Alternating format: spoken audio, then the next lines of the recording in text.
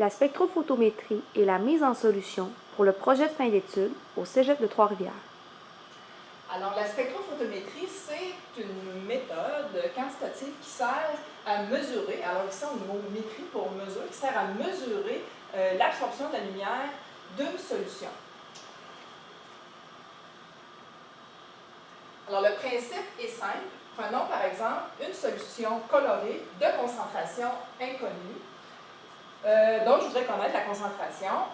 Alors, tout ce que j'ai à faire, c'est de fabriquer des solutions avec ce même soluté-là et dont je connaîtrai la concentration. Alors, par exemple, prenons une concentration de 1%, 3% et 8%.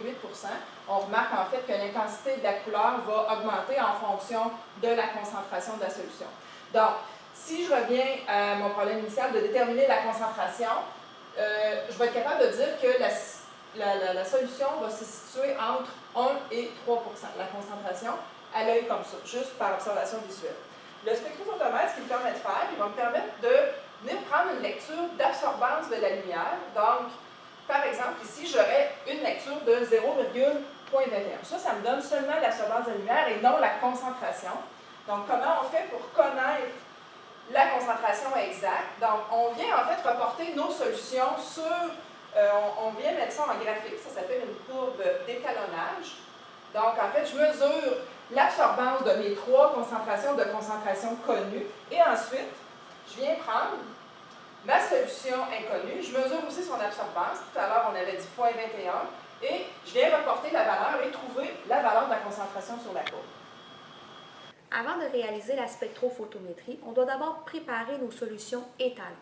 La première solution qu'on prépare, on l'appelle habituellement la solution mère parce qu'elle sera la plus concentrée et on s'en servira pour préparer d'autres solutions moins concentrées. Cette solution-là sera habituellement faite à partir d'un solide. On appelle donc cette technique fabriquer une solution par dissolution. La solution mère, finalement, c'est des solutions de concentration connues. Exactement. Parfait, c'est pas notre inconnu. Ensuite, la première étape, c'est d'aller prendre la masse de solide nécessaire à la réalisation de notre solution.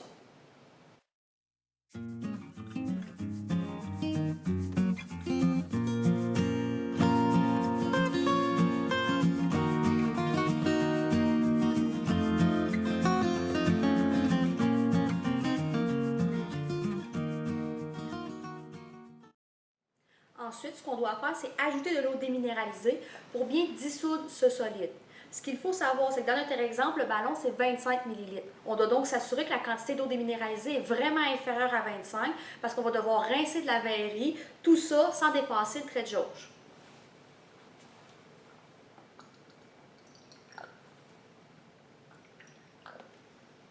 Et ensuite, à l'aide d'une tige de verre, on agite jusqu'à la dissolution complète du solide. Qu'est-ce que ça ferait si on transférait une solution qui ne serait pas complètement dissoute dans le ballon à cette étape-ci? Bien, il y aurait des pertes majeures. On ne serait pas capable de transférer tous les grains. Fait que ça ferait une solution de pas avec la bonne concentration. Fait que notre courbe d'étalonnage serait vraiment pas bonne. Donc, vraiment, la meilleure façon, c'est de s'assurer que c'est bien dissous avant le transfert. C'est ça. Ce que tu me dis, dans le fond, c'est qu'on pourrait avoir des grains qui ne sont pas dissous. Là, ça se ramasserait dans la lecture du spectrophotomètre. Et là, comme ce ne serait pas une solution, les données seraient complètement fausses. Exactement.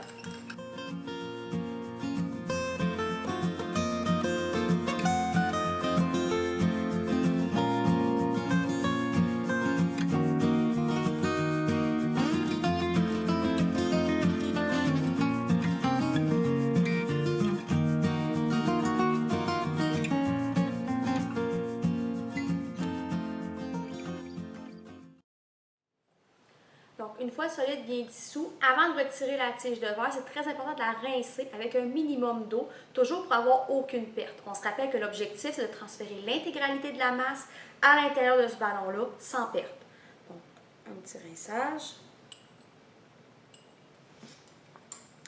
Ensuite, il s'agira de transférer, toujours sans perte, le contenu de ce bécher dans le ballon.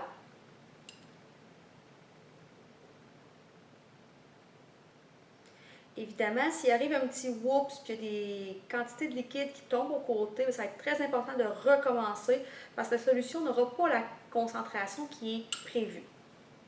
Ensuite, notre bécher, on va vouloir le rincer. On doit le rincer minimalement une fois idéalement 2 fois si la place nous le permet, toujours avec un minimum d'eau pour ne pas dépasser le trait de jauge.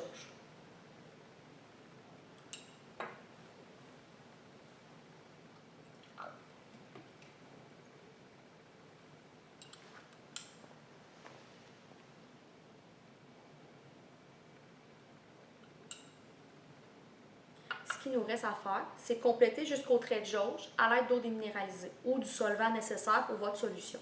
Si on est loin, on peut y aller plus rapidement. Par contre, quand on s'approche du trait de jauge, c'est vraiment d'y aller avec le compte-gouttes très tranquillement pour vraiment pas dépasser.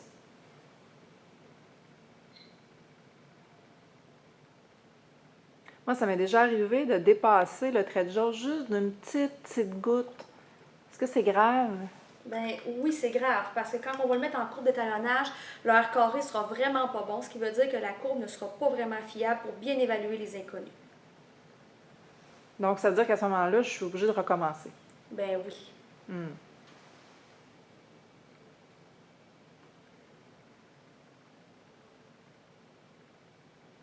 Pour s'assurer que le trait de jauge est vraiment bien placé, c'est important de le mettre à la hauteur de nos yeux pour bien l'évaluer.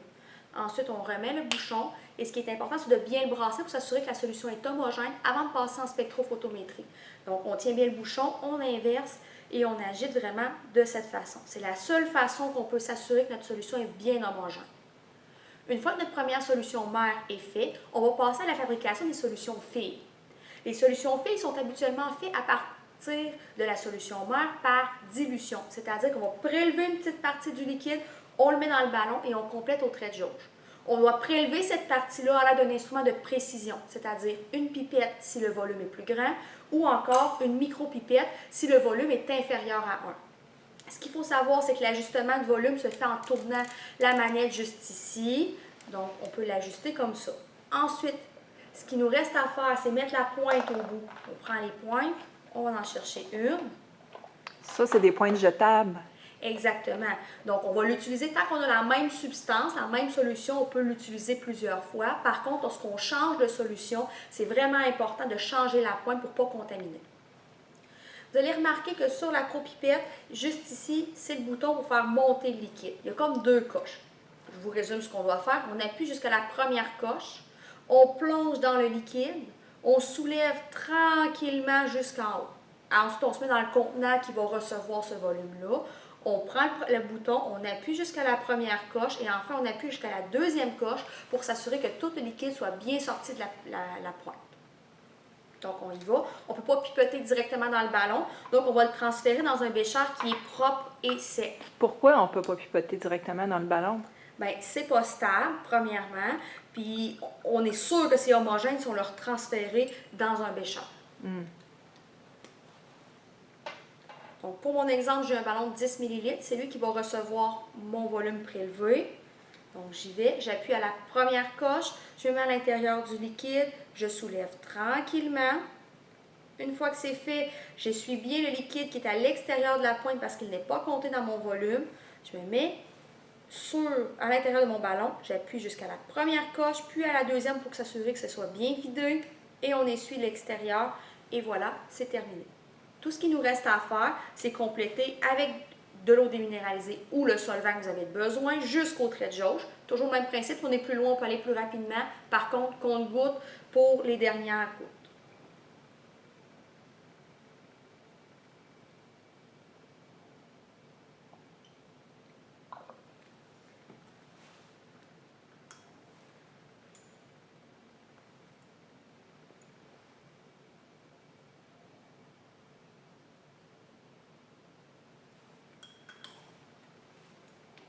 Ensuite, on doit bien sûr brasser pour s'assurer que la solution soit homogène.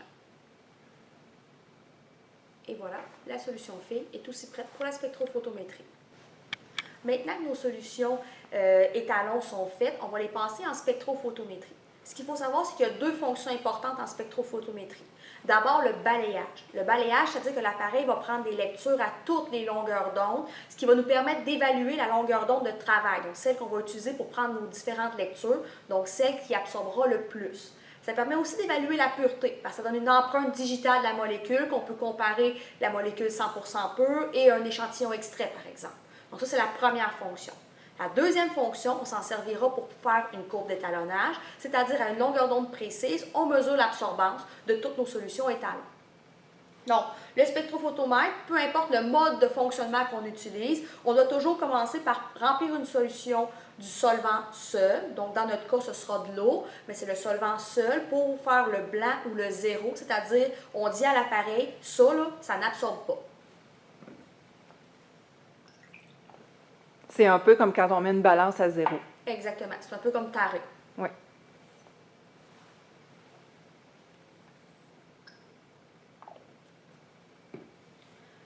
La cellule, vous allez remarquer qu'il y a deux côtés givrés, deux côtés clairs.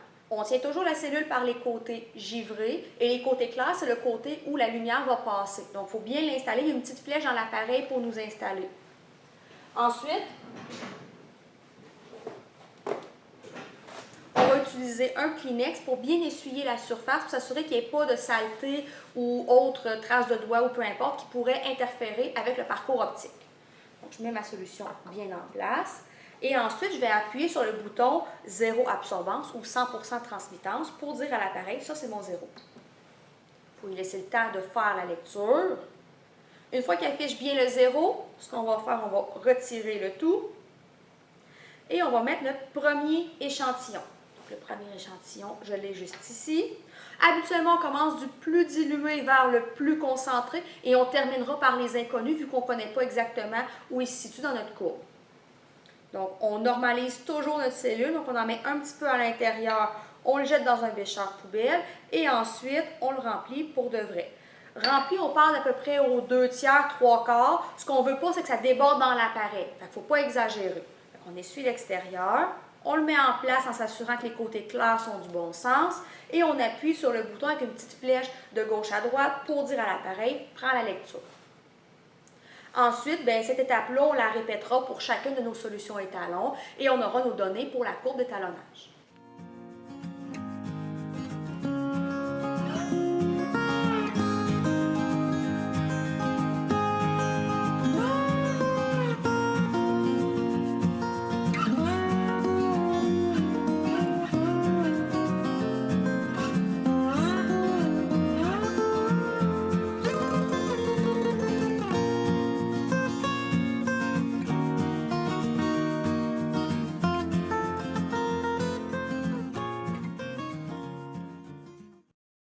On a plusieurs types de spectrophotomètres. Est-ce que tu peux nous parler de ça? En effet, on a deux types de spectrophotomètres. Un spectrophotomètre pour le visible. Donc, quand les solutions sont colorées, ils absorbent des longueurs d'onde dans le visible. Donc, c'est celui-là qu'on utilisera. Certaines molécules ne sont pas colorées. Ils absorbent donc des longueurs d'onde dans l'UV. On va donc utiliser ce spectrophotomètre-ci qui permet d'avoir des longueurs d'onde d'UV pour vérifier l'absorbance et donc la concentration. OK. Puis les longueurs d'onde du visible vont varier entre 400 et 700 nanomètres. Exactement. Quand on parle de l'ultraviolet, UV, on va parler de longueurs d'onde qui vont être en deçà de 400 nanomètres.